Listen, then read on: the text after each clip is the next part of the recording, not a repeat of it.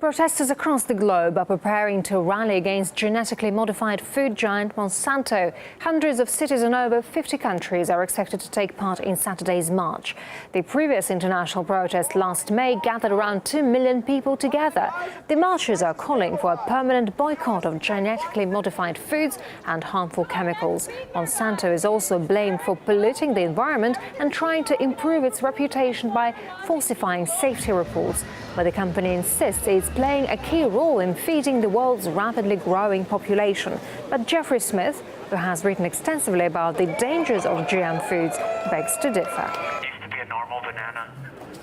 When you look at the animal feeding studies on genetically engineered foods, as the American Academy of Environmental Medicine had, they said there's gastrointestinal problems, immune system problems, accelerated aging, organ damage, reproductive disorders. There's massive infant mortality, multiple massive tumors, early death. There are so many things that are going wrong with the animals that are being fed GMOs, and now we're seeing those things rising in the US population since GMOs were introduced. The current generation of GMOs has nothing to offer feeding the hungry world or eradicating poverty. So this has just been a public relations spin, and they spent $250 million over 5 years trying to convince Americans that they needed to accept GMOs because it would feed the world. I ask farmers all the time, what do you think of Monsanto?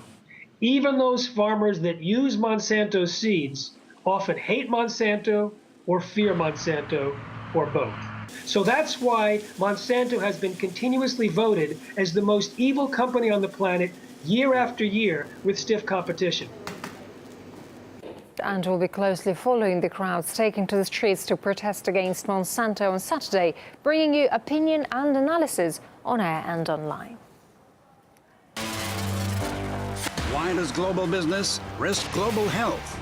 Vested interests versus millions of voices. Billions in profits versus global protest. The March Against Monsanto, October the 12th on RT and RT.com.